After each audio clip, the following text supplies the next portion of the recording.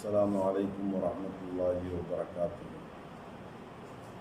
رب اشرح لي صدري ويسر لي أمري واحلل عقدة من لساني يفقهوا قولي.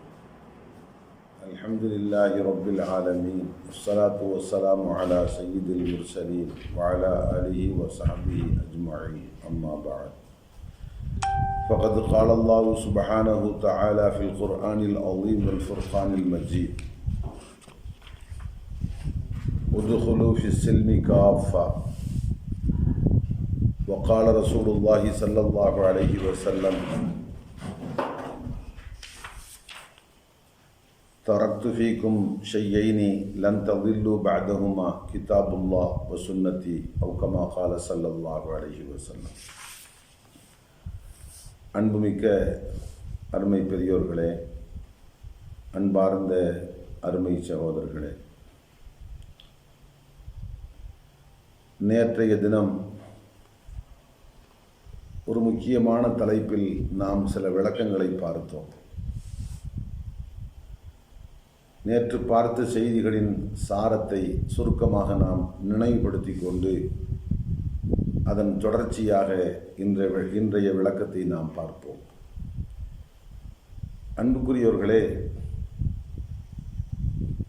மனிதன் அல்லாஹ்வுக்கு செய்ய வேண்டிய கடமைகள் இருப்பதை போன்று, அல்லாஹ்வுடைய தூதருக்கு செய்ய வேண்டிய கடமைகள் இருப்பதை போன்று, குர்ஆனுக்கு செய்ய வேண்டிய கடமைகள், சஹாபாக்களுக்கு செய்ய வேண்டிய கடமைகள், பிள்ளைகள் பெற்றோர்களுக்கும் பெற்றோர்கள் பிள்ளைகளுக்கும் செய்ய வேண்டிய கடமைகள், உறவினர்களுக்கு செய்ய வேண்டிய கடமைகள், கணவன் மனைவிக்கு, மனைவி கணவனுக்கு செய்ய வேண்டிய கடமைகள் என்று மார்க்கம் சொல்லுகின்ற ஒவ்வொருவருக்கும் நாம் செய்ய வேண்டிய கடமைகள் இருப்பதை போன்று தீனுல் இஸ்லாத்திற்கும் நாம் செய்ய வேண்டிய சில கடமைகள் இருக்கின்றன.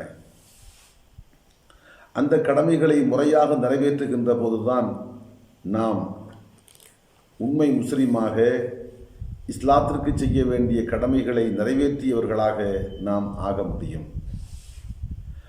அந்த அடிப்படையில் பார்க்கின்றோம், தீனுல் இஸ்லாத்திற்கு நாம் செய்ய வேண்டிய கடமைகளில் முதன்மையான கடமை தீனுல் இஸ்லாத்தின் முக்கியத்துவத்தை நாம் விளங்க வேண்டும். 2, தீனுல் இஸ்லாத்தினுடைய பொருளை, அர்த்தத்தை புரிய வேண்டும். 3, தீனுல் இஸ்லாம் உள்ளடக்கம் பெற்றிருக்கின்ற அம்சங்கள் எவை, அது எவற்றையெல்லாம் உட்கொண்டிருக்கிறது என்பதையும் தெரிந்து கொள்ள வேண்டும். அடுத்து இஸ்லாத்தை முழுமையாக நமது வாழ்க்கையில் கடைபிடிக்க வேண்டும். இப்படி பல்வேறு கடமைகளை மார்க்கம் நமக்கு ஏற்படுத்தி இருக்கிறது.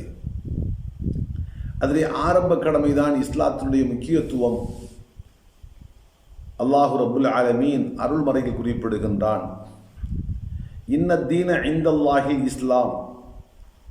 அல்லாஹ்விடத்தில் அங்கீகரிக்கப்பட்ட மார்க்கம் தீனுல் இஸ்லாம். தீன் என்று சொன்னால் மனிதன் தன் வாழ்க்கையை கழிப்பதற்குண்டான நெறி. ஒரு திருமணம் என்றால் எப்படி நடத்த வேண்டும், ஒரு மௌத்து என்று சொன்னால் அதை எப்படி அணுக வேண்டும், ஒரு வாலிப பருவம் என்றால் அந்த வாலிப பருவத்தில் எப்படி நடந்து கொள்ள வேண்டும், ஒரு ஆட்சியாளன் எப்படி ஆட்சி செய்ய வேண்டும், ஒரு நீதிபதி எப்படி நீதி செலுத்த வேண்டும், ஒரு குடிமகன் தனது மேல் இருக்கக்கூடிய ஆட்சியாளர்களுக்கு எப்படி கட்டுப்பட்டு நடக்க வேண்டும், ஒவ்வொரு விஷயத்திலேயும் இறை வணக்கத்தை எப்படி நடத்த வேண்டும், ஒரு மனிதன் தன் வாழ்க்கையில் எதிர்ப்படுகின்ற எல்லா பிரச்சனைகளையும் எப்படி நிறைவேற்ற வேண்டும், அதற்கான வழிவகை என்ன என்ற நெறிமுறைகளுடைய ஒட்டுமொத்த தொகுப்புக்கு பேர் தான் தீன் என்று சொல்லப்படும். இப்போ தீனுல் இஸ்லாம் என்றால் இஸ்லாம் காட்டி தந்த நெறிமுறை. ஒரு மனிதன் தன் உலக வாழ்க்கையை, பிறப்பில் இருந்து இறப்பு வரைக்கும் தன் வாழ்க்கையை கழிப்பதற்கு தீனுல் இஸ்லாம் அவனுக்கு காட்டி கொடுத்திருக்கின்ற நெறி வழிமுறை என்னவோ அந்த வழிமுறைகளுடைய ஒட்டுமொத்த தொகுப்புக்கு பேர் தான் தீனுல் இஸ்லாம் என்று நாம் குறிப்பிடுகின்றோம். அல்லாஹு ரப்புல் ஆலமீன் குறிப்பிடுகின்றான்: இன்ன தீன இந்தல்லாஹில் இஸ்லாம். அல்லாஹ்விடத்தில் ஏற்றுக்கொள்ளப்பட்ட நெறி இஸ்லாம். இஸ்லாம் காட்டி தந்த நெறியில் ஒரு மனிதன் வாழ்ந்தால்தான் நாளை மறுமையில் அவன் வெற்றி பெற முடியும், விமோச்சனம் பெற முடியும். அதற்கு மாற்றமாக ஒரு மனிதன் இந்த உலகத்தில் வாழுகின்ற போது இஸ்லாமிய நெறியை பின்பற்றுவதை விட்டுவிட்டு வேற்று பாதையை தேர்ந்தெடுத்தாலோ, அல்லது இஸ்லாத்தையும் பின்பற்றுவேன், இஸ்லாத்தோடு சேர்த்து இஸ்லாம் அல்லாத வாழ்க்கை நெறிகளையும் நான் கடைபிடிப்பேன் என்று சொன்னாலோ, நாளை மறுமையில் அல்லாஹ் அவனிடத்திலிருந்து அதை ஏற்றுக்கொள்ள மாட்டான்.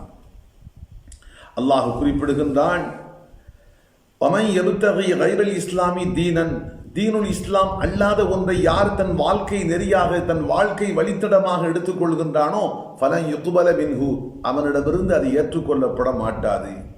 வஹுவ ஃபில் ஆகிரத்தி மினல் ஹாசிரீன், அவன் நாளை மறுமையில் நஷ்டமடைந்தவர்களில் உள்ளவனாக இருப்பான், பெருத்த நஷ்டத்தை சந்திப்பான். ஆக அல்லாஹு ரப்புல் ஆலமீன் அழுத்தமாக சொல்லுகின்றான், மனிதா, உன் வாழ்க்கையை கழிப்பதற்கு தீனுல் இஸ்லாம் என்ற நெறியை நீ ஏற்றுக்கொண்டு அதன்படி நடந்தால் மட்டும்தான் நாளை மறுமையில் நீ வெற்றி பெற முடியும், அல்லாஹ்விடத்தில் நீ அங்கீகரிக்கப்படுவாய். அதற்கு மாற்றமான பாதைகளை நீ தேர்வு செய்து விரும்பி அந்த வழிகளில் நடந்து இறைவனை சந்தித்தால் உனக்கு நஷ்டம்தான் காத்து கொண்டிருக்கிறது. அல்லாஹ் அந்த வழிகளில் நடந்து கழித்த போது வாழ்க்கையை அல்லாஹ் ஏற்றுக்கொள்ள மாட்டான், அதற்கு வெற்றியும் இல்லை. ஏன்? அல்லாஹுவின் திருத்தூதர் ஸல்லல்லாஹு அலைஹி வஸல்லம் அவர்களுக்குமே இந்த வார்த்தையை சொல்கின்றான். எப்படி?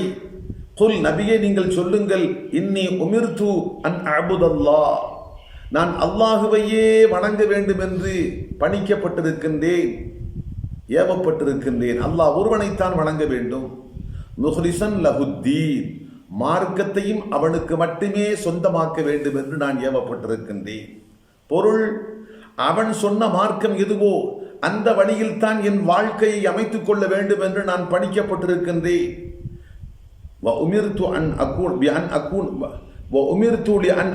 அவ்வளல் முஸ்லிமி, இறை கட்டளைகளுக்கு கட்டுப்பட்டு பணிந்து நடக்கின்ற முஸ்லிம்களில் முதன்மையான மனிதனாக நான் இருக்க வேண்டும் என்றும் எனக்கு உத்தரவிடப்பட்டிருக்கிறது. அல்லாஹுவின் திருத்தூதர் ஸல்லல்லாஹு அலைஹி வஸல்லம் அவர்களுக்குமே இந்த தீனுல் இஸ்லாத்தை தான் பின்பற்றி நடக்க வேண்டும், அல்லாஹ் ஒருவனைத்தான் வணங்க வேண்டும் என்று அல்லாஹுவின் தூதருக்கும் கட்டளையிடப்பட்டிருக்கிறது.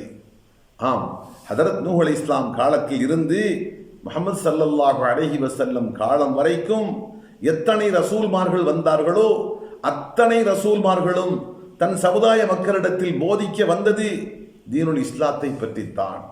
தீனுல் இஸ்லாத்தை தான் போதித்தார்கள், அதில் தான் வெற்றி இருக்கிறது என்று சொன்னார்கள், அதைத்தான் பின்பற்ற வேண்டும் என்று வலியுறுத்தினார்கள். அதற்காகத்தான் அர்ப்பணங்களையும் தியாகங்களையும் புரிந்தார்கள்.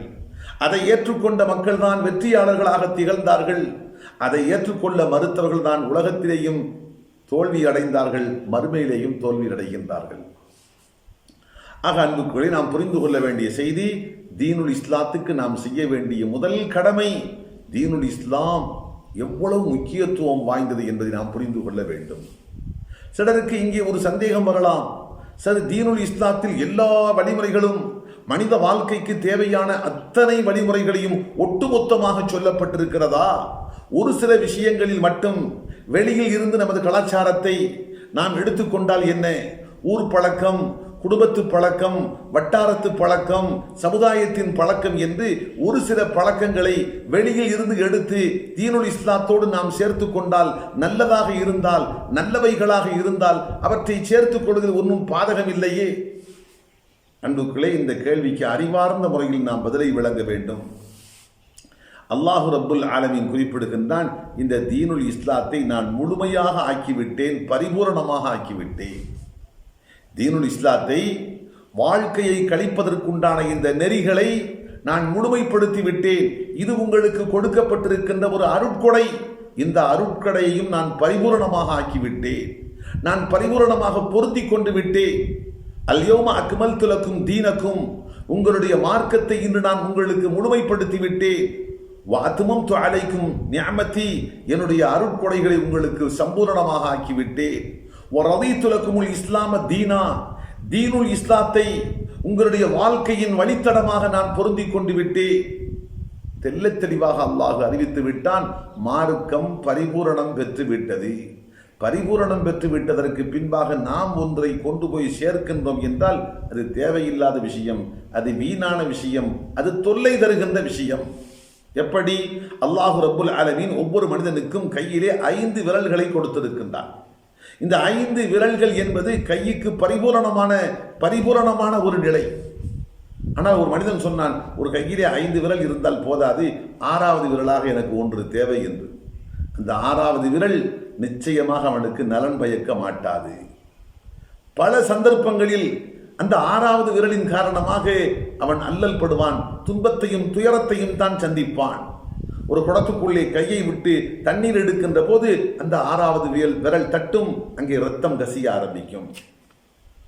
பரிபூரணம் என்று வந்ததற்கு பின்பாக மேலதிகமாக நாம் ஒன்றை சேர்க்கின்றோம் என்று சொன்னால் அது நிச்சயமாக நலனுக்கு காரணமாக இருக்காது, பாதிப்புக்கும் இடையூறுக்கும் தான் அது காரணமாக இருக்கும்.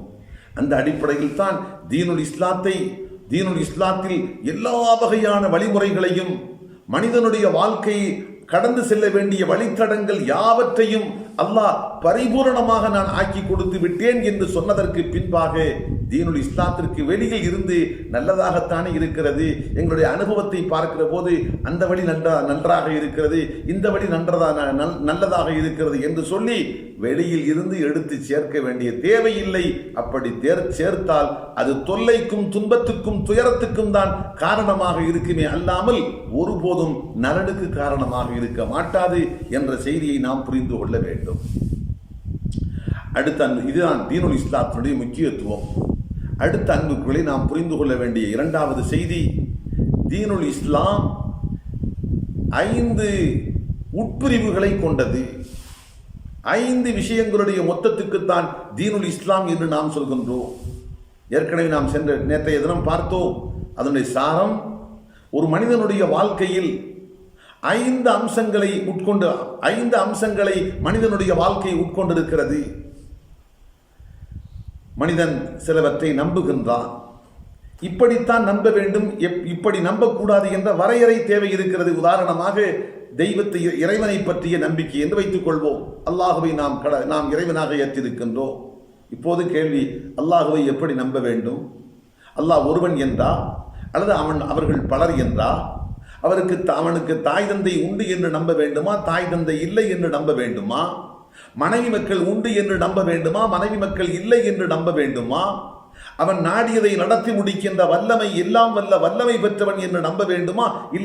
அல்லது சில போது அவனுக்கு துணையாளர்கள், அவனுக்கு பட்டாளங்கள் எல்லாம் துணைக்கு தேவைப்படும் என்று நம்ப வேண்டுமா? இப்படியெல்லாம் வருகின்ற போது இப்படித்தான் இறைவனை பற்றி நம்ப வேண்டும். அவன் ஒருவன், தாய் தந்தை அற்றவன், மனைவி மக்கள் இல்லாதவன், இணை துணை அவனுக்கு தேவையில்லை, அவன் எல்லாம் வல்லவன், அவனை மிகைப்பதற்கு பிரபஞ்சத்தில் நாதி இல்லை, அவன் நாடியது எதுவோ அது கண்டிப்பாக நடந்தே தீரும். இப்படித்தான் இறைவனை பற்றி நம்ப வேண்டும். இதுவும் தீனுல் இஸ்லாத்தின் ஒரு அங்கம். அதே போன்று மனிதன் தன் வாழ்க்கையை பற்றி நம்ப வேண்டும். வாழ்க்கையின் யதார்த்தம் என்ன? மனிதன் பிறப்புக்கும் இறப்புக்கும் இடையில் மட்டும்தான் வாழுகின்றானா, அல்லது பிறப்புக்கு முன்பாகவே மனிதன் வந்து விட்டானா, இறப்புக்கு பின்பாக மனிதனுடைய வாழ்க்கை தொடரப்போகிறதா? இவற்றை பற்றி எல்லாம் சரியான நம்பிக்கை கொள்ள வேண்டும். தீனுல் இஸ்லாம் அதற்கு அழகான வழிகாட்டலை தருகிறது. ஆதம் அலைஹிஸ்ஸலாம் படைக்கப்பட்ட அந்த ஆரம்பத்திலேயே அல்லாஹ் ரப்புல் ஆலமீன் கியாமத் நாள் வரைக்கும் வரவிருக்கின்ற மனித சமுதாயத்தை, அத்தனை கோடானு கோடி மனிதர்களையும் அணுத்துகள் வடிவத்தில் ஆதம் அலைஹிஸ்ஸலாத்தினுடைய முதுகந்தண்டில் இருந்து அல்லாஹ் வெளிப்படுத்தி ஆலமுல் அர்வாஹ், உயிர்களின் உலகம் என்பதில் கொண்டு போய் அல்லாஹ் அவர்களை சஞ்சரிக்க செய்தான். அங்கேதான் நாம் எல்லாம் பிறப்பதற்கு முன், நம் தாய் வயிற்றில் வந்து சேர்வதற்கு முன் நாம் எல்லாம் அங்கேதான் இருந்தோம். எத்தனை காலம்? ஆதம் அலைஹிஸ்ஸலாம் படைக்கப்பட்ட அந்த நாளில் இருந்து நாம் இன்று பிறக்கின்ற வரைக்கும்.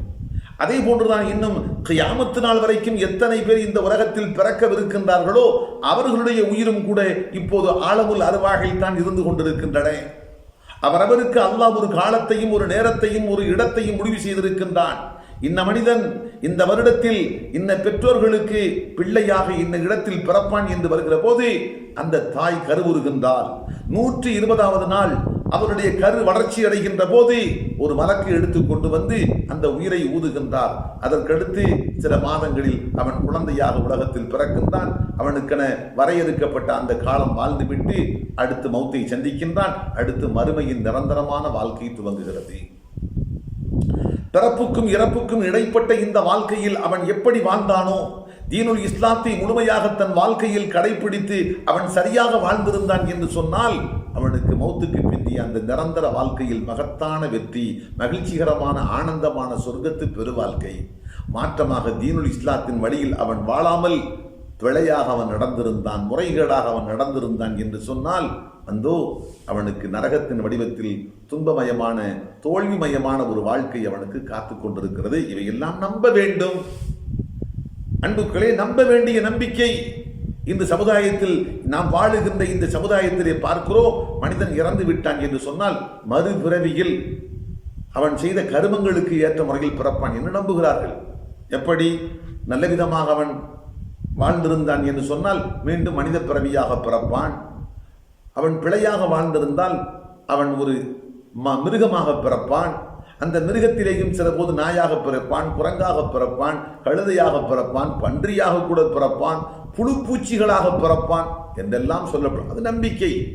தீனுல் இஸ்லாம் இவை அத்தனையும் மௌட்டீகமானவை, மூடத்தனமானவை என்று ஒதுக்கி தள்ளுகிறது. அறிவார்ந்த முறையில் யதார்த்த உண்மையை தீனுல் இஸ்லாம் தன்னை ஏற்றுக்கொண்ட மக்களுக்கு கற்றுத்தருகிறது. ஆம், இப்படி இறைவனை பற்றி நம்புவதாக இருந்தாலும் எப்படி நம்ப வேண்டும்? மனித வாழ்க்கையை பற்றி நம்புவதாக இருந்தாலும் எப்படி நம்ப வேண்டும்? மரணத்திற்கு பிந்திய வாழ்க்கையை பற்றி நம்புவதாக இருந்தாலும் எப்படி நம்ப வேண்டும்? இப்படி மனித வாழ்க்கையின் ஒரு மாபெரும் பகுதி இருக்கிறது, அது நம்பிக்கை சார்ந்தவை. ஏன், இறந்துவிட்ட மனிதனை பற்றி கூட கேட்கலாம். ஒரு மனிதன் இறந்து விட்டான், இறப்புக்கு பின்பாக என்ன நிலை? சிலர் சொல்வார்கள் 40 நாளைக்கு அந்த ரூஹ் அப்படியே சுத்தி கொண்டே இருக்கும். 40 நாளைக்கு எங்கே சுத்த? அல்லாஹ் சொல்கின்றான், வமின் வராஇஹிம் பர்ஸஹுன் இலா யௌமி யுபஅஸூன். ரூஹ் பிரிந்த அந்த நேரத்தில் இருந்து மறுமையில் சூறு ஊதப்பட்டதற்கு பின் மனிதன் மறுமையில் மஹ்ஷரில் நீதி விசாரணையை சந்திப்பதற்காக எழுப்பப்படுவானே, அந்த வினாடி வரைக்கும் அவனுக்கு ஒரு திரைமறைவு வாழ்க்கை உண்டு என்று அல்லாஹ் சொல்லுகின்றான். உறுதியான திரைமறைவு வாழ்க்கை. அதைத்தான் நாம் கபருடைய வாழ்க்கை என்று குறிப்பிடுகின்றோம். ஆக அல்லாஹ் ரப்புல் ஆலமீன் மௌத்துக்கு பின்பாக மறுமையில் எழுப்பப்படுகின்ற வரைக்கும் உறுதி வாய்ந்த ஒரு திரைக்கு, ஒரு அரணுக்கு அப்பால் அவனுக்கு ஒரு வாழ்க்கை இருக்கிறது என்று அல்லாஹ் சொல்லி இருக்கின்ற போது அந்த அரணை தாண்டி அந்த கட்டுப்பாட்டை மீறி மீண்டும் எப்படி இந்த உலகத்துக்கு மனிதன் வர முடியும்? அல்லாஹ் சொல்கின்றான், ஹராமுன் அலா கரியத்தின் அஹ்லக்னாஹும் அன்னஹும் லா யர்ஜிஊன். ஒரு மனிதனை நாம் இறக்க செய்து விட்டோம், ஒரு ஊர்வாசிகளை நாம் அழித்து விட்டோம் என்று சொன்னால் மீண்டும் அவர்கள் இந்த உலகத்துக்கு திரும்புவது ஹராம், தடுக்கப்பட்டு விட்டது. ஒருபோதும் திரும்ப முடியாது. ஆகவே பேய் வருகிறது, இறந்து விட்ட மனிதன் பேயாக வருகின்றான், பிசாசாக வருகின்றான், ரூஹாக வருகின்றான் என்று சொல்வது அத்தனையும் சத்தியத்து தீனுல் இஸ்லாத்துக்கு புறம்பான நம்பிக்கை. ஆம், இறந்துவிட்ட மௌத்தாக்களை குறித்து, இறந்துவிட்ட மௌத்தாக்களுடைய ரூஹை குறித்து நாம் எப்படி நம்ப வேண்டும்? அவர்கள் இந்த உலக வாழ்க்கையை கடந்து வேறு ஒரு வாழ்க்கைக்கு போய்விட்டார்கள், மீண்டும் இனி இந்த வாழ்க்கைக்கு அவர்கள் திரும்ப போவது இல்லை. எப்படி தாயின் கருவறையில் இருந்து பிரசவத்தின் மூலமாக இந்த உலகத்துக்கு வந்துவிட்ட ஒரு குழந்தை மீண்டும் தன் தாயின் கருவறைக்கு திரும்ப முடியாதோ, அதை பற்றி திரும்புவதற்கு எந்த ஒரு வாய்ப்பும் முகாந்தரமும் இல்லையோ, அது போன்றுதான் இறந்து இந்த உலகத்தை ஒரு மனிதன் கடந்து விட்டான் என்று சொன்னால் மீண்டும் இந்த உலகத்துக்கு அவன் வரப்போவதில்லை. அன்புகளே, சுருக்கமாக புரிந்து கொள்ள வேண்டிய செய்தி, மனிதனுடைய ஒட்டுமொத்த வாழ்க்கையில் ஒரு மாபெரும் அங்கம் நம்பிக்கை. அது எந்த விஷயத்தை பற்றிய நம்பிக்கையாக இருக்கட்டும், மார்க்கம் தெள்ளத் தெளிவாக வழிகாட்டுகிறது. இப்படித்தான் இதை நம்ப வேண்டும், இப்படி நம்பக்கூடாது. இதற்கு மார்க்கம் இஅ்திகாத், கொள்கை அல்லது நம்பிக்கைகள் என்று குறிப்பிடுகிறது. அடுத்து மனித வாழ்க்கையில் ஒரு மாபெரும் அங்கம் இபாதாத், வணக்கம் என்பது.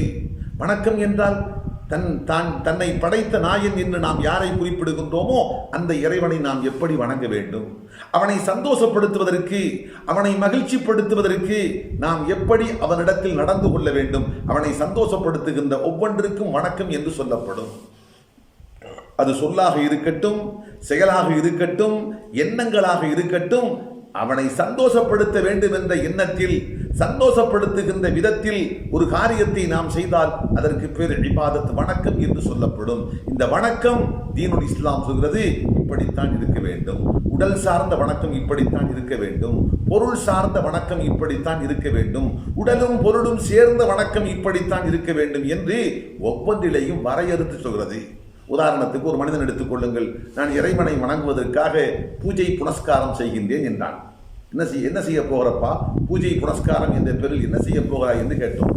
நான் ஆத்திரை போய் குளித்து விட்டு வெளியே வந்து அறை போய் என்னுடைய ஆடைகளை எல்லாம் கலட்டி விட்டு நிர்வாண கோலத்தில் நெருப்புக்கு முன்பாக அமர்ந்து சூடத்தை பொருத்தி சில மணி அடித்து கொண்டு குளவு விட்டு கொண்டு சில காரியங்களை செய்வேன். அது என் இறைவனை திருப்திப்படுத்துவதற்காக நான் செய்கின்ற இறைவணக்கம் என்று சொன்னால் மார்க்கம் சொல்வது இது மௌட்டிகம், அறியாமை, மூடத்தனம். இறைவனை வணங்குவதற்கு இதுவல்ல சரியான முறை. இறைவனை வணங்க வேண்டுமா? அதற்கு சரியான வழி என்ன? சொல் ரீதியான வணக்கம் திக்ருகள், உடல் ரீதியான வணக்கம் தொழுகை போன்றது. சிலபோது பசியை கொண்டும் தாகத்தை கொண்டும் வணக்கத்தை மேற்கொள்ள வேண்டும், நோன்பு. சிலபோது தாயகம் கடந்து புனிதமான இடங்களுக்கு சென்று சில காரியங்களை செய்ய வேண்டும், அது ஒரு வணக்கம், ஹஜ்ஜு. இப்படி மார்க்கத்தில் வணக்க வழிபாடுகள் எப்படி இருக்க வேண்டும், எப்படி இருக்கக்கூடாது என்பதற்கும் தீனுல் இஸ்லாம் வழிகாட்டுகிறது. ஆக தீனுல் இஸ்லாம் மனித வாழ்க்கையின் இரண்டாம் அங்கமாக சொல்லித் தருவது இபாதத் என்ற வணக்கம். அடுத்து மூன்றாவதாக மார்க்கம் சொல்வது அஹ்லாக், குணங்கள். ஒரு மனிதனிடத்தில் என்ன என்ன குணங்கள் இருக்க வேண்டும், என்ன குணங்கள் இருக்கக்கூடாது. மனிதனிடத்தில் பணிவு இருக்க வேண்டும், தயாள குணம் இருக்க வேண்டும், கொடைமனம் இருக்க வேண்டும், பொறுமை இருக்க வேண்டும், சாந்தி இருக்க வேண்டும், அமைதி இருக்க வேண்டும், மன்னிக்கும் மனப்பான்மை இருக்க வேண்டும், விட்டு கொடுக்கும் போக்கு இருக்க வேண்டும், பரந்த மனப்பான்மை. இப்படி உயர்வான குணங்கள் எல்லாம் அவனிடத்தில் இருக்க வேண்டும். இதற்கு மாற்றமாக பெருமையான குணம், ஆணவம் இருப்பது, கஞ்சத்தனம், உலோபித்தனம், கடும் சினம், முன்கோபம், தன்னிலை மறந்து வெகுண்டெழுவது, இப்படிப்பட்ட மோசமான குணங்கள், அகம்பாவம், ஆணவம், கர்வம், மமதை, செருக்கு போன்ற இந்த குணங்கள் எல்லாம் மார்க்கம் வெறுத்த குணங்கள், மார்க்கம் கூடாது என்று தடுக்கின்ற குணங்கள். ஆக மனிதன் இந்த உலகத்தில் வாழுகின்ற போது என்ன குணங்களை கடைபிடிக்க வேண்டும், என்ன குணங்களை கடைபிடிக்க கூடாது என்றும் வழிகாட்டுகிறது. இதுவும் இஸ்லாத்தின் ஒரு முக்கியமான அங்கம். அடுத்து நான்காவது முஆமலாத், மனிதன் செய்கின்ற கொடுக்கல் வாங்கல். இந்த உலகத்தில் வாழுகின்ற போது மனிதனுக்கு பொருளாதாரம் தேவைப்படுகிறது. அந்த பொருளாதாரத்தை வியாபாரத்தின் மூலமாகவோ அல்லது விவசாயத்தின் மூலமாகவோ அலுவலக பணியின் மூலமாகவோ அயல் நாட்டுக்கு சென்றோ எப்படியோ மனிதன் தேடுகின்றான். அதிலேயும் இப்படித்தான் நீ தேட வேண்டும், இதற்கு மாற்றமான முறையில் நீ தேடக்கூடாது என்று மார்க்கம் வரையறை செய்கிறது. வியாபாரமா? அனுமதிக்கப்பட்டவற்றை மட்டும்தான் நீ செய்ய வேண்டும். சம்பாதிக்க வேண்டும் என்பதற்காக நீ போதைப் பொருள் வியாபாரமோ, சாராய கடையோ அல்லது விபச்சார விடுதிகளோ அல்லது சினிமா கொட்டகையோ நடத்துவதற்கு உனக்கு அனுமதி இல்லை. அவையெல்லாம் தடுக்கப்பட்ட தவறான பாதைகள். அந்த பாதையில் நின்று அந்த பாதையில் சென்று சம்பாதிப்பதற்கு உனக்கு அனுமதி இல்லை என்று மார்க்கம் மறுக்கிறது. விவசாயம் செய்கின்றேன், அப்படியா? அனுமதிக்கப்பட்டவற்றை மட்டும்தான் நீ விவசாயமாக செய்ய வேண்டும்.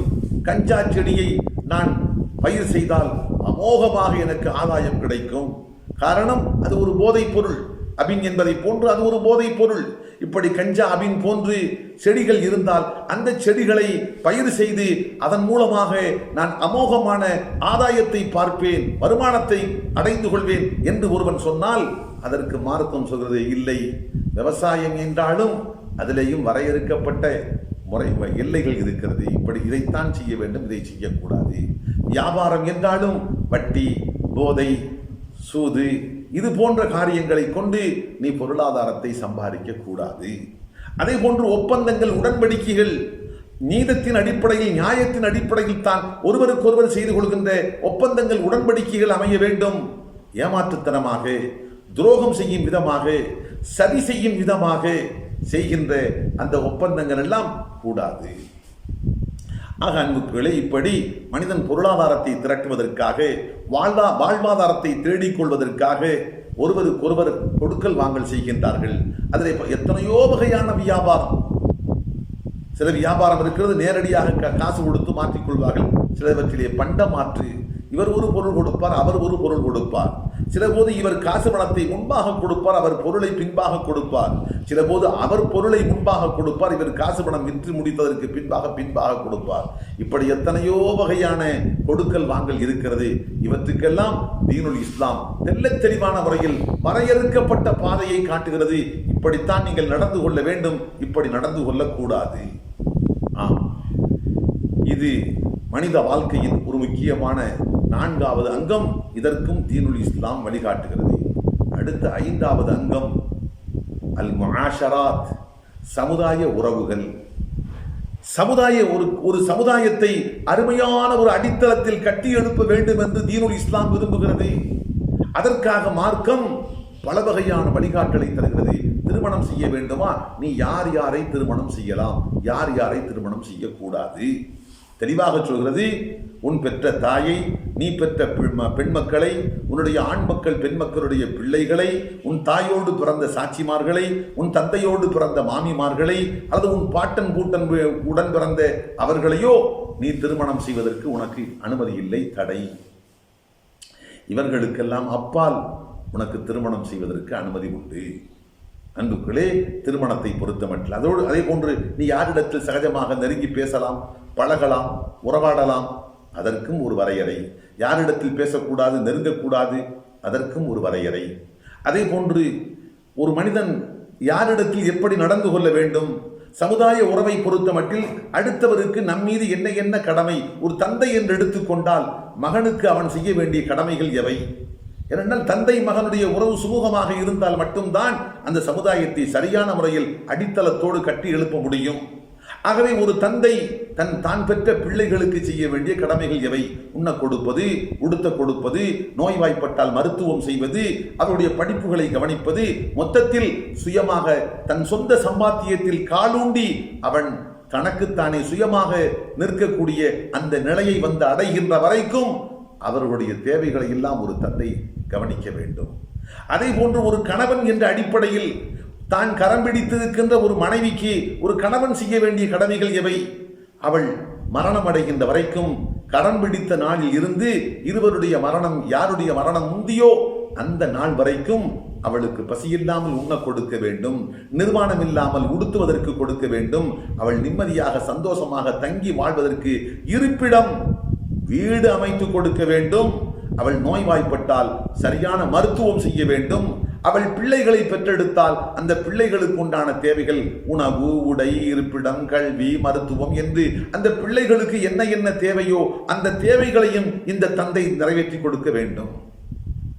இவையெல்லாம் முஆஷரா, சமூக உறவு என்ற அடிப்படையில் மார்க்கம் வரையறுத்திருக்கிறது.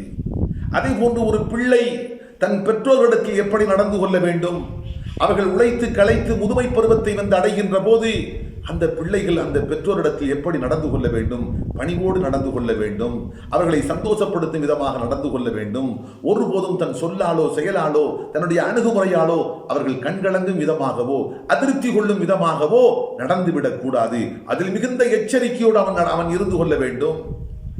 இதே போன்று ஒவ்வொரு விஷயத்திலேயும் ஒரு ஆசிரியர் தன் மாணவரிடத்தில் எப்படி நடந்து கொள்ள வேண்டும், ஒரு மாணவன் தன் ஆசிரியரிடத்தில் எப்படி நடந்து கொள்ள வேண்டும், ஒரு அதிகாரி தனக்கு கீழிருக்கின்றவரிடத்தில் எப்படி நடந்து கொள்ள வேண்டும், சாதாரண குடிமக்கள் ஆட்சியாளர்களிடத்தில் எப்படி நடந்து கொள்ள வேண்டும், ஒரு இராணுவ தளபதி தன் சிப்பாய்களை எப்படி நடத்த வேண்டும், சிப்பாய்கள் தன்னுடைய தளபதியிடத்தில் எப்படி நடந்து கொள்ள வேண்டும்.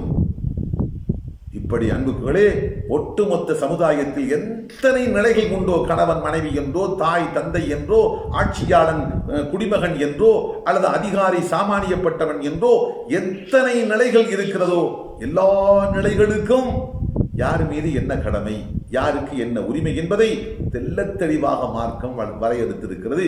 அது தீனுல் இஸ்லாத்தில் இன்னொரு அங்கம். இப்படி அன்புகளே, தீனுல் இஸ்லாம் 5 விஷயங்களுக்கு வழிகாட்டுகிறது. மனித வாழ்க்கை என்பது இந்த 5 பெரும் அம்சங்களை கொண்டது. இதற்கு அப்பால் 6வது ஒன்று என்று சொல்வதற்கு ஒன்று இல்லை. இந்த 5ம் சேர்ந்த ஒட்டு மொத்தம்தான் மனிதனுடைய வாழ்க்கை.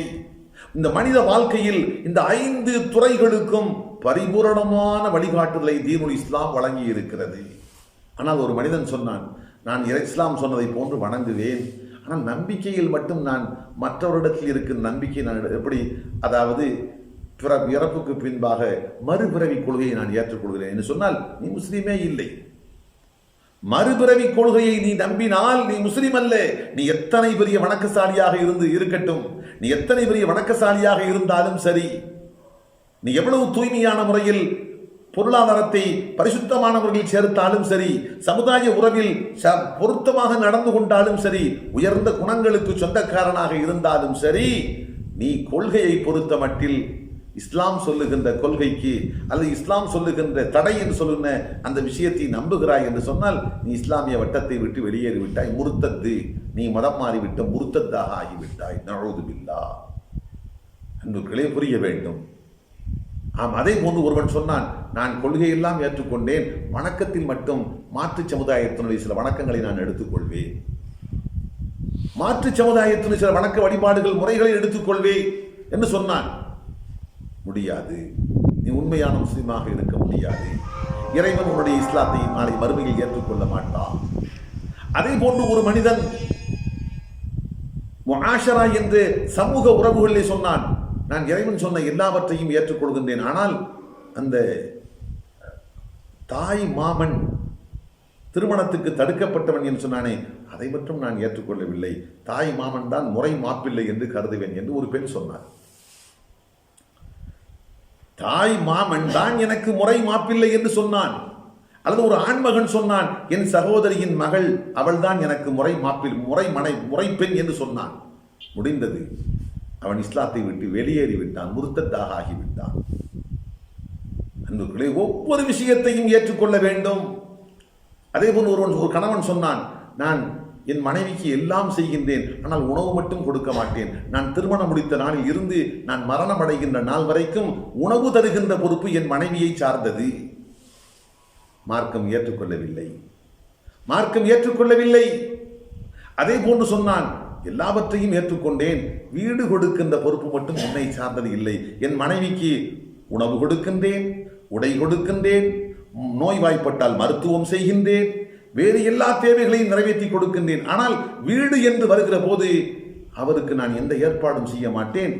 அவர் கட்டுகின்ற வீடு அல்லது அவருக்கு கொடுக்கப்படுகின்ற வீடு எதுவோ அங்கே நான் சென்று குடியமர்ந்து கொள்வேன். மனைவியின் வீட்டில் போய் நான் குடியமர்ந்து கொள்வேன் என்று சொன்னால் அன்புக்குள்ளே இது இஸ்லாம் அல்ல. அப்படி இஸ்லாம் அல்ல. இது ஹலால் என்று கருதினால் நஊது பில்லாஹ் மிகப்பெரிய பாதிப்பு ஏற்படும். இது தவறு என்ற உணர்வோடு வேறு வழியில்லாமல் செய்கின்றோம். என்ன செய்ய, நிர்பந்தமான சூழ்நிலை என்று எண்ணிக்கொண்டு குற்ற உணர்ச்சியோடு ஒரு மனிதன் இந்த காரியத்தை செய்கின்றான் என்றால் அல்லாஹ் இடத்தில் அவன் மன்னிப்பை எதிர்பார்க்கலாம். ஆனால் அப்படியெல்லாம் அல்ல. இஸ்லாம் வீடு கொடுக்க சொன்னாலும் நான் கொடுக்க முடியாது, கொடுப்பது எனக்கு அவசியம் அல்ல, கொடுக்காமல் இப்படி போவதுதான் இது சரியான வழிமுறை என்று குற்றமற்றவனாக இது ஒரு ஹலாலான போக்கு என்று ஒருவன் கருதினால் அல்லாஹ் பாதுகாக்க வேண்டும். மிகப்பெரிய பாதிப்பை அவன் சந்திப்பான். அன்புகளே, குர்ஆனிலே தெளிவாக அல்லாஹ் சொல்லி காட்டுகிறான், அஸ்கினூஹுன்ன மின் ஹைசு சகன்தும் மின் உஜ்திக்கும். கணவன்மார்களே, உங்களுக்கு முடிந்த அளவுக்கு நீங்கள் எங்கே குடியிருக்கின்றீர்களோ அங்கேயே உங்கள் மனைவிமார்களை குடியிருக்க செய்யுங்கள். தெளிவாக அல்லாஹ் குர்ஆனில் சொல்றான், மின் ஹைசு சகன்தும், நீங்கள் எங்கே குடியிருக்கின்றீர்களோ அங்கே உங்களுடைய மனைவிமார்களையும் குடியிருக்க செய்யுங்கள். தெளிவாக அல்லாஹ் சொல்லிவிட்டான். மின் உஜ்திக்கும், உங்கள் சக்திக்கு ஏற்ப. வசதியான வீட்டை கட்டி வாழ வைக்க முடியுமா? வாழ வையுங்கள். அல்லது சாதாரண வீட்டை கட்டித்தான் வாழ வைக்க முடியுமா? அப்படி வாழ வையுங்கள். சொந்த இடம் கூட இல்லை, வாடகைக்குத்தான் அமர்த்த முடியுமா? அப்படி அமர்த்திக் கொள்ளுங்கள்.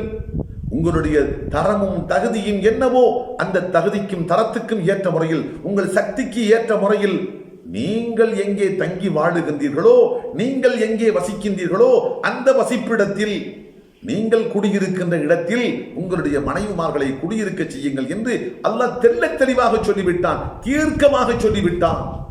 இப்படி சொன்னதற்கு பின்பும் ஊர் பழக்கம் என்றும் நாட்டு பழக்கம் என்றும் 200 வருடத்து பழக்கம், 300 வருடத்து பழக்கம், 400 வருடத்து பழக்கம் என்று அதை நியாயம் கற்பிக்கின்ற போக்கு பிழையான போக்கு. அல்லாஹ் புரியக்கூடிய வாக்கியத்தை தர வேண்டும். இதை யார் வேண்டுமென்றாலும் சொல்லலாம்.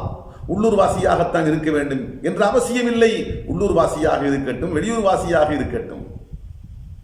மார்க்கம் சொல்வது குர்ஆனில் இருந்து, ஹதீஸில் இருந்து அருமை சஹாபாக்கள் புரிந்து கொண்ட அந்த புரிந்துணர்வின் அடிப்படையில் சொல்ல வேண்டும். இதற்கு பேர் மார்க்கம். இதை யார் வேண்டும் என்றாலும் சொல்லலாம். குர்ஆன் ஹதீஸின் அடிப்படையில் பச்சிலம் பாலகன் சொன்னாலும் ஏற்றுக்கொள்ள வேண்டும்.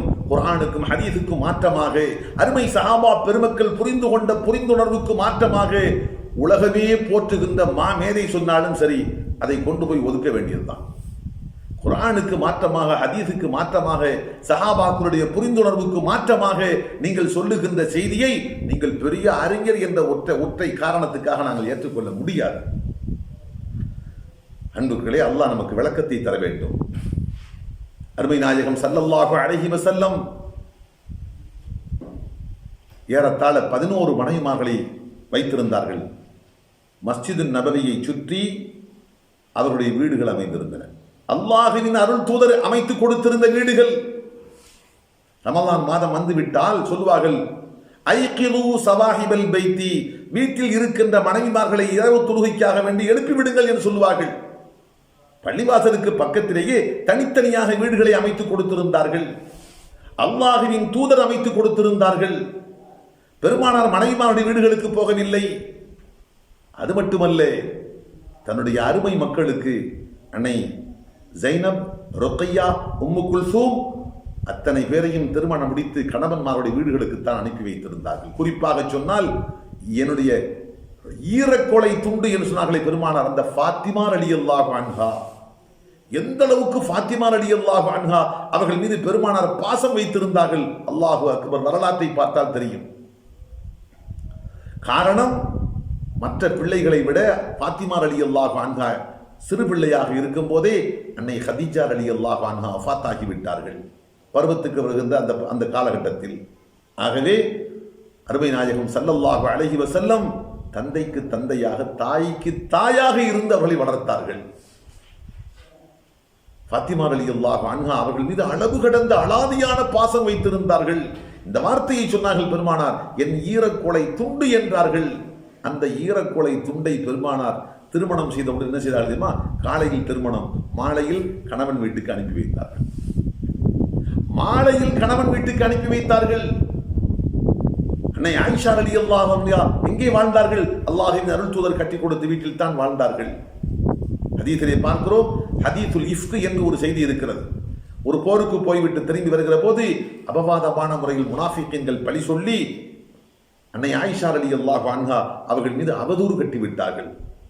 இந்த அவதூறு பிரச்சனையின் போது பார்க்கிறோம், புகாரியிலே 2-3 பக்கங்களை கொண்ட நீண்ட ஹதீஸ் இடம்பெற்றிருக்கிறது. இந்த அவதூறு பிரச்சனையின் போது பார்க்கின்றோம், அன்னை ஆயிஷா ரலியல்லாஹு அன்ஹா குறிப்பிடுகின்றார்கள், ஏறத்தாழ 2 மாத காலம் நான் காய்ச்சலாக நோய்வாய்ப்பட்டு படுத்திருந்தேன். ஆனால் அல்லாஹ்வின் தூதர் என்னிடத்தில் வருவார்கள். இதற்கு முன் நான் நோய்வாய்ப்பட்டிருக்கிற போது எந்த அளவுக்கு நேசவாசமாக நடந்து கொள்வார்களோ அப்படி அல்லாஹ்வின் திருத்தூதருடைய அணுகுமுறை இருக்கவில்லை. எனக்கு சந்தேகத்தை உண்டாக்கியது. நாம் நோய்வாய்ப்பட்டு படுத்திருக்கின்றோம். இதற்கு முன் இது போன்ற சந்தர்ப்பத்தில் எந்த அளவுக்கு நேசமாக பெருமானார் நடந்து கொள்வார்களோ அந்த அளவுக்கு உண்டான நேச நெருக்கத்தை இப்போது காண முடியவில்லை என்று எனக்கு சந்தேகம் வந்தது. ஒரு நாள் மாலை நேரம், சூரியன் மறைந்து விட்ட நேரம், இயற்கை தேவையை முடிப்பதற்காக சென்றபோது ஒரு பெண் மூலமாக செய்தி கிடைத்தது. ஆயிஷா, உனக்கு விஷயம் தெரியுமா? உன்னை பற்றி ஊருக்குள்ளே இப்படி எல்லாம் பேசப்படுகிறது, அவதூறு. அன்னை ஆயிஷா ரலியல்லாஹு அன்ஹா வீட்டுக்கு வந்து அழுகின்றார்கள். கண்களில் இருந்து கண்ணீர் எல்லாம் வத்தி போய் இனி வெளிவருவதாக இருந்தால் இரத்த சொட்டுக்கள் தான் வெளிவர வேண்டும் என்று சொல்லுகின்ற அளவுக்கு அழுதிருக்கிறார். அந்த அழுது முடித்து விட்டு 2 மாத காலத்துக்கு பின்பாக நடந்த செய்தி. இப்போது பெருமானார் இடத்தில் அனுமதி கேட்டார்கள். நாயகமே, நான் என் தாய் வீட்டுக்கு போகிறேன், என் தாய் வீட்டுக்கு போவதற்கு எனக்கு அனுமதி கொடுங்கள் என்றார்கள். அல்லாஹ்வின் திருத்தூதர் ஸல்லல்லாஹு அலைஹி வஸல்லம் மறுக்கவில்லை. போய் வரலாம் என்று அனுப்பி வைத்தார்கள். என்ன புரிகிறது? அன்னை ஆயிஷா ரலியல்லாஹு அன்ஹா அருமை நாயகம் ஸல்லல்லாஹு அலைஹி வஸல்லம் அவர்கள் வீட்டில் அவர்களால் ஏற்படுத்தி கொடுக்கப்பட்டிருந்த, அமைத்து கொடுக்கப்பட்டிருந்த அந்த வீட்டில் தான் அன்னை ஆயிஷா ரலியல்லாஹு அன்ஹா அல்லாஹ்வின் திருத்தூதரோடு வாழ்க்கை நடத்தி இருக்கின்றார்கள். 2 மாத காலத்துக்கு பின்பாக பிரச்சனையின் கடுமையை புரிந்து கொண்டு தனக்கு பெற்றோரிடத்தில் சென்றால் ஆறுதலாக இருக்குமே என்று கருதிய போதுதான் என் தாய் வீட்டுக்கு போவதற்கு எனக்கு அனுமதி தாருங்கள் என்று கேட்டார்கள். அல்லாஹ்வின் தூதரும் அனுமதி கொடுத்தார்கள். அதற்கு பின்பாக அங்கே சென்றார்கள். நீண்ட சரித்திரம். சில நாட்களுக்கு பின்பாக அல்லாஹ்வின் தூதர் தாய் வீட்டுக்கு போனார்கள் ஆயிஷா ரலியல்லாஹு அன்ஹா பார்ப்பதற்கு. சில பேச்சுக்கள் எல்லாம் நடந்தது. குர்ஆனுடைய ஆயத்துகள் எல்லாம் இறங்கியது. பிரச்சனை முடிவுக்கு வந்தது. நீண்ட செய்தி.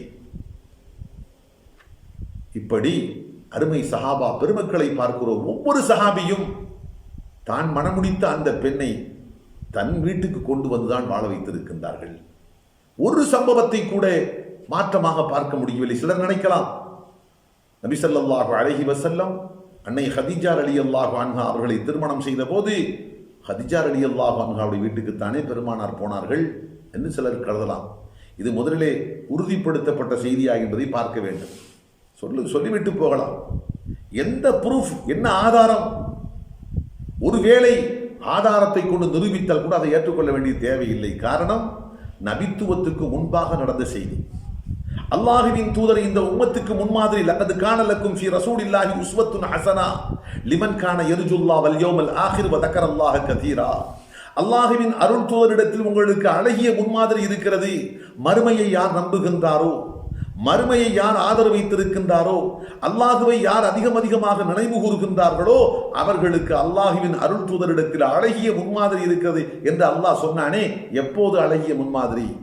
40க்கும் 63க்கும் இடைப்பட்ட அந்த நபித்துவ வாழ்க்கை. அல்லாஹுவின் திருத்தூதர் 40 வயதில் நபியாக ஆக்கப்பட்டார்கள். 63 வயதில் இந்த உலகத்தை விட்டு பிரிந்தார்கள். 40க்கும் 63க்கும் இடைப்பட்ட அந்த 23 ஆண்டு கால நபித்துவ வாழ்க்கையில் அல்லாஹுவின் தூதர் சொன்னதும் செய்ததும் அங்கீகரித்ததும் மார்க்கம். நபித்துவம் பெறுவதற்கு முன்பாக, 40க்கு முன்பாக அது மார்க்கம் அல்ல. அதை பின்பற்ற வேண்டும் என்று மார்க்கம் வலியுறுத்தவில்லை.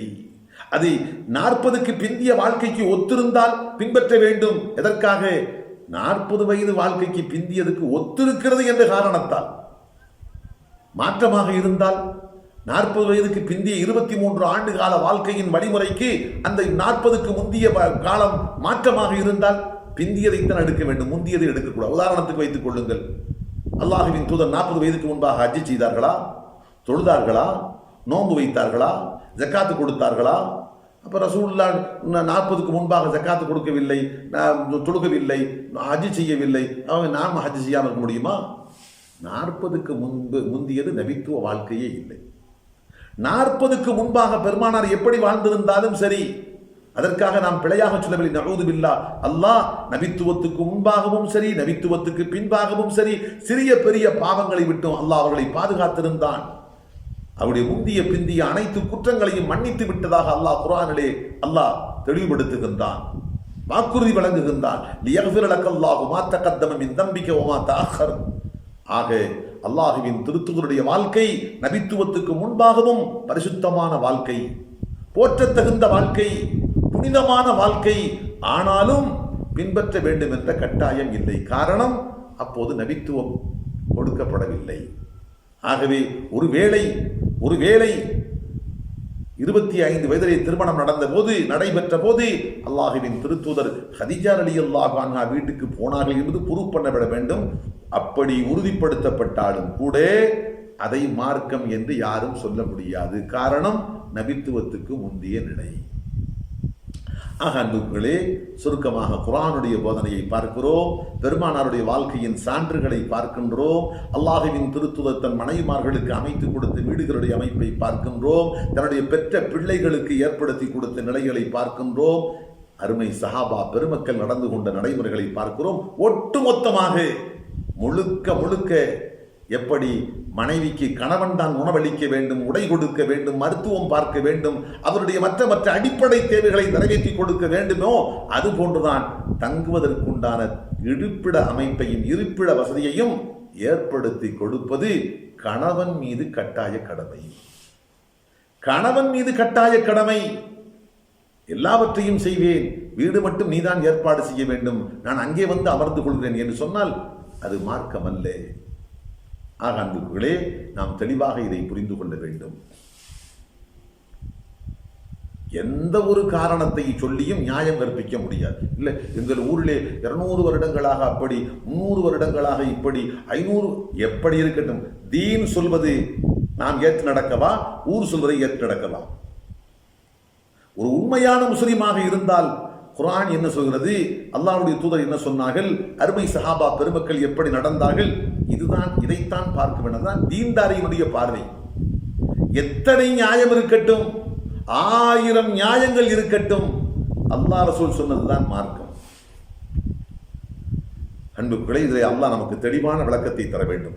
சிலர் சரியான முறையில் புரிந்து கொள்ளாத காரணத்தால், அல்லது மார்க்கம் என்றால் என்ன என்ற சரியான விளக்கத்தை பெறாத காரணத்தால் சில வெளிப்படையான சில நியாயங்களை வைத்துக்கொண்டு கேள்விக்கு மேல் கேள்வி, அடுக்கு தொடர் கேள்விகளை போன்று கேள்வி கேட்பதும், அப்படி சென்றால் எப்படி, இப்படி என்றால் எப்படி என்று சில கேள்விகளை கேட்டுவிட்டு ஏதோ சாதனை படைத்து விட்டதை போன்று தன்னைத்தானே பெருமிதம் கொள்கிறார்கள்.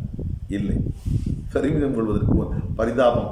உங்களுடைய மார்க்கத்தினுடைய அடிப்படை விளக்கமின்மையை குறித்து பரிதாபப்பட வேண்டிய நிலை. சரியான முஃமினாக இருந்தால் என்ன சொல்ல வேண்டும்? அல்லாஹ் ரசூலுடைய வழிகாட்டல் என்ன, இதைத்தானே நீங்கள் பார்க்க வேண்டும்.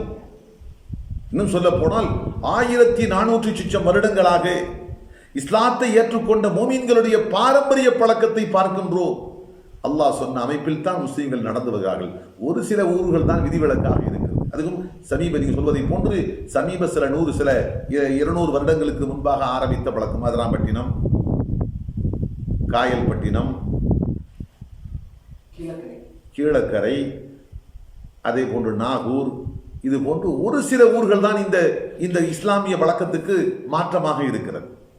என்ன காரணம் சொன்னாலும் சரி, அன்புகளே, இதற்கு உள் நுழைந்தால் பல விஷயங்களை சொல்லலாம். அன்பளிப்பு தானே. அன்பளிப்பு என்றால் ஆண் மக்களுக்கும் அன்பளிப்பு கொடுக்க வேண்டியதானே? ஏன் ஆண் மக்களுக்கு அன்பளிப்பு இல்லை? அன்பளிப்பு என்றால் எல்லா பிள்ளைகளுக்கும் தானே அன்பளிப்பு கொடுக்க வேண்டும். பெண் குழந்தைகளுக்கு மட்டும் அன்பளிப்பு, ஆண் குழந்தைகளுக்கு அன்பளிப்பு இல்லையா? சில குடும்பங்களில் ஆண் குழந்தைகளுக்கு மட்டும் அன்பளிப்பு, பெண் குழந்தைகளுக்கு அம்போ என்று விட்டு விடுகிறார்கள். அவனை டாக்டருக்கு படிக்க வைக்க வேண்டும், எல்லா சொத்துக்களையும் விற்று இருக்கக்கூடிய செல்வத்தை எல்லாம் அடித்து அவனை டாக்டர் ஆக்கி விட்டார்கள். பிள்ளைக்கு, பெண் குழந்தைக்கு ஒன்றுமே. அவனுக்கு செலவு செய்யப்பட்ட செலவோடு ஒப்பிட்டு பார்க்கின்ற போது இந்த பெண்ணுக்கு 10இல் 1 பாகம் கூட, 20இல் 1 பாகம் கூட செய்யவில்லை என்ற நிலையை சில குடும்பங்களில் பார்க்கிறோம். அதுவும் தவறு. எப்படி முழுக்க இருக்கக்கூடியவற்றை எல்லாம் பெண்களுக்கு வீடு என்ற பேரில் இடமாக கட்டி கொடுக்கப்படுகின்ற மனையாக மற்றும் உண்டான வசதிகளோடு செய்து கொடுத்து விட்டு ஆண் மக்களுக்கு இல்லை என்ற ஒரு நிலை வருகிறதோ, அதுபோன்று ஆண் மக்களுக்காக வேண்டி எல்லாவற்றையும் தியாகம் செய்துவிட்டு பெண் மக்களுக்கு ஒன்றுமில்லை என்று சொல்வதும் தவறுதான். நாம் ஒரு தரப்பை மட்டும் நாம் குற்றம் சுமத்தவில்லை. 2 தரப்பில் எல்லா பிள்ளைகளுக்கும் அல்லாஹ் சொல்லுகின்ற விதமாக நடக்க வேண்டும். முஆஷராத் என்பதில் ஒரு பகுதி, முஆஷராத் சமுதாய உறவுகளில் ஒரு பகுதி. ஒரு தந்தை இறந்து விட்டால், ஒரு தாய் இறந்து விட்டால், அவர்கள் விட்டு செல்லுகின்ற செல்வத்தை, சொத்துக்களை அசையாத, அது நிலபுலங்களாக இருக்கட்டும், வீடு வாசலாக இருக்கட்டும், தங்க நகைகளாக இருக்கட்டும், அல்லது வேறு கரன்சி காசு பணமாக இருக்கட்டும், இப்படிப்பட்ட அசையா பொருட்களை எல்லாம் எப்படி பங்கிட வேண்டும் அல்லாஹ் தெள்ளத் தெளிவாக குர்ஆனிலே குறிப்பிட்டிருக்கிறான். தாயோ தந்தையோ விட்டு சென்ற சொத்துக்களில் ஒரு பெண்ணுக்கு கொடுக்கக்கூடிய அளவு என்னவோ அது போன்று 2 மடங்கு ஆணுக்கு கொடுக்க வேண்டும். காரணம் என்ன? இந்த ஆண் நாளை இன்னொரு பெண்ணுக்கு பொறுப்பேற்கவிருக்கின்றான். இவன் தனக்கும் செலவு செய்ய வேண்டும். தன்னை நம்பி வருகின்ற அந்த பெண்ணுக்கும், அந்த பெண்ணை தொடர்ந்து வருகின்ற பிள்ளைகளுக்கும் இவன் செலவு செய்ய வேண்டும். ஆகவே ஆண்மகனுக்கு 2 பங்கு. அது மட்டுமல்ல, அந்த பெற்றோர்கள் முதுமை பருவத்தை அடைந்து விட்டால் அவர்களை பார்க்க வேண்டிய பொறுப்பு பெண்களை விட ஆண்களுக்குத்தான் பொறுப்பு. தாய் தந்தை விட்டு சென்ற மௌத்துக்கு பின்பாக பள்ளிவாசலிலே பார்க்கிறோம், என் தந்தை யாருக்கேனும் கடன் பெற்றிருந்தால் அந்த கடனை என்னிடத்தில் வந்து பெற்றுக் கொள்ளுங்கள் என்று யார் அறிவிக்கிறது? ஆண் குழந்தையா, பெண் குழந்தையா? தந்தை தாய் விட்டு சென்ற கடன்களுக்கு பொறுப்பேற்பது ஆண்மகன். தாயும் தந்தையும் முதுமை பருவத்தை அடைந்து விட்ட நிலையில் அவர்களுக்கு பொறுப்பேற்பது, மருத்துவத்தில் இருந்து கடைசி மௌத்து வரைக்கும் ஒரு நயா பைசா கூட இல்லாமல் முழுமையாக பொறுப்பேற்பவன் ஆண்மகன். தான் தந்தை உழைப்பதற்கு வழி இல்லாமல் ஓய்வெடுக்கக்கூடிய காலகட்டத்தில் தாய்க்கும் தந்தைக்கும் கண்கலங்காமல் காப்பதற்காக பொருளாதாரம் ஈட்டுவது ஆண்மகன். தனக்கும் அவன் சேர்த்து கிட்ட வேண்டும், தன்னை நம்பி வந்த பெண்ணுக்கும் கொடுக்க வேண்டும், தான் பெற்றெடுத்த பிள்ளைகளுக்கும் கொடுக்க வேண்டும். தன் குடும்பத்தில் ஊனமுற்றவர்களாகவோ கைம்பெண்களாகவோ அல்லது வேறு விதமாகவோ தன்னோடு அண்டி இருக்கின்ற, தன்னை ஒட்டி வாழுகின்ற அவர்களுக்கும் செலவு செய்ய வேண்டியது இந்த ஆண்மகனுடைய பொறுப்பு. அதனால் தான் மார்க்கம் சொல்வது, பெண்ணுக்கு கொடுப்பதை போன்று 2 மடங்கு ஆணுக்கு கொடு. பெண்ணுக்கு 1 மடங்கு கொடுத்தால் போதும். காரணம், வெகு விரைவில் அவளுக்கு முழு பொறுப்பேற்றுக் கொள்கின்ற ஒரு ஆண்மகன் வரப்போகிறான். அல்லது ஆண்மகன் ஏற்கனவே இருக்கின்றான் கணவன் என்ற பேரில். இவளுக்கு உண்ண கொடுப்பது, உடுத்த கொடுப்பது, தங்குவதற்கு மருத்துவம், என்னென்ன தேவையோ எல்லாவற்றுக்கும் முழுக்க பொறுப்பேற்றுக் கொண்ட ஒரு ஆண்மகன் இருக்கின்றான் அல்லது அடுத்து வரப்போகின்றான். அந்த நிலையில் ஆணுக்கு சமமாக அந்த பெண்ணுக்கு கொடுக்க வேண்டும் என்ற தேவையில்லை. அதனால் தான் மார்க்கம் சொல்கிறது, இறந்துவிட்ட தாய் தந்தையருடைய சொத்துக்களை பிரிக்கின்ற போது பெண்ணுக்கு கொடுக்கின்ற அளவு என்னவோ அது போன்று 2 மடங்கு அளவு 2 மடங்கு ஆண்களுக்கு கொடுக்க வேண்டும். இதுதானே மார்க்கம் சொல்லுவது. அப்படி என்றால் ஒரு பெண்ணுக்கு 1 வீடு எழுதி வைத்தால் ஆண்மகனுக்கு 2 வீடு அல்லவா எழுதி வைக்க வேண்டும்? அன்புகளே, ஒரு பெண்ணுக்கு எழுதி வையுங்கள், வேண்டாம் என்று சொல்லவில்லை. அதுபோன்று 2 வீடுகளை ஆண் மக்களுக்கு எழுதி வையுங்கள். அது என்ன ஓர வஞ்சனை? பெண்ணுக்கு மட்டும் நாங்கள் எழுதி வைப்போம், ஆண்களுக்கு நாங்கள் எழுதி வைக்க மாட்டோம். இது எந்த வகையிலும் நியாயம் இல்லை. என்ன நியாயம் சொன்னாலும் சரி, அது மார்க்கத்தின் பார்வையில் ஏற்றுக்கொள்ளப்படுகின்ற ஒன்று அல்ல. அன்புகளே, இங்கே சில செய்திகளை நாம் புரிய வேண்டும். அப்படி என்றால் என்ன காரணத்தினால் இந்த தவறு நடந்திருக்கிறது? என்ன காரணத்தால் இந்த தவறு நடக்கிறது? அன்புகளே, நாம் இங்கே சில செய்திகளை அடிப்படையோடு நாம் இன்ஷா அல்லாஹ் தொடர்ச்சியாக பார்ப்போம். தீனுல் இஸ்லாம் விஷயத்தில் நாம் செய்ய வேண்டிய கடமைகளில் முதல் கடமை, 2ஆம் கடமை, இந்த 2 விஷயத்தை பார்த்திருக்கின்றோம். ஒன்று, முதல் கடமை தீனுல் இஸ்லாத்தினுடைய முக்கியத்துவத்தை என்ன என்று நாம் புரிய வேண்டும். அந்த தீனுல் இஸ்லாத்தின்படி முழுமையாக நடந்தால்தான் உலகத்திலேயே நமக்கு கண்ணியம், உலகத்திலேயும் நிம்மதி, மறுமையிலேயும் ஆனந்தமான சந்தோஷமான வெற்றி வாழ்க்கை, மகிழ்ச்சிகரமான வாழ்க்கை நாளை மறுமையிலேயும் அமையும். இல்லை என்று சொன்னால் உலகத்திலேயும் இழிவுக்கும் அழிவுக்கும் நாம் ஆளாக நேரிடும், கேவலத்தை சந்திக்க வேண்டும். மறுமையிலே நஷ்டவாளர்களில், தோல்வி அடையக்கூடிய மோசமானவர்களில் நாம் போய் சேர வேண்டும். ஆக தீனுல் இஸ்லாம் ஈருலக வாழ்க்கையையும் தலைத்தோங்க செய்கின்ற, ஈருலக வாழ்க்கையையும் கண்ணியத்தோடும் நிம்மதியோடும் ஆனந்த மகிழ்ச்சியோடும் அமைத்து கொடுக்கின்ற மாபெரும் சாதனம் தீனுல் இஸ்லாம். அத்தனை முக்கியத்துவம் வாய்ந்தது. அடுத்து 2, தீனுல் இஸ்லாம் 5 உட்பிரிவு மனிதனுடைய வாழ்க்கையின் 5 பிரிவுகளுக்கு வழிகாட்டுகிறது, பரிபூரணமான வழிகாட்டுகிறது. இதனை தொடர்ந்து அடுத்தடுத்து மார்க்கத்துக்கு நாம் செய்ய வேண்டிய கடமைகள் எவை என்பதையும் அவற்றை குறித்து மார்க்கம் தருகின்ற விளக்கங்களையும் அதற்கான சான்றுகளையும் இன்ஷா அல்லாஹ் வருகின்ற தினங்களில் நாம் தெரிந்து கொள்வோம். அல்லாஹ் ரப்புல் ஆலமீன் அவன் மார்க்க விளக்கங்களை சரியாக புரிந்து முறையாக வாழ்க்கையில் கடைபிடித்து ஈருலகத்திலும் வெற்றி பெறுகின்ற நல்லவர்களாக ஆக்கி அருள்வானாக. ஆமீன் ஆமீன் யா ரப்பல் ஆலமீன் வல்ஹம்துலில்லாஹி ரப்பில் ஆலமீன்.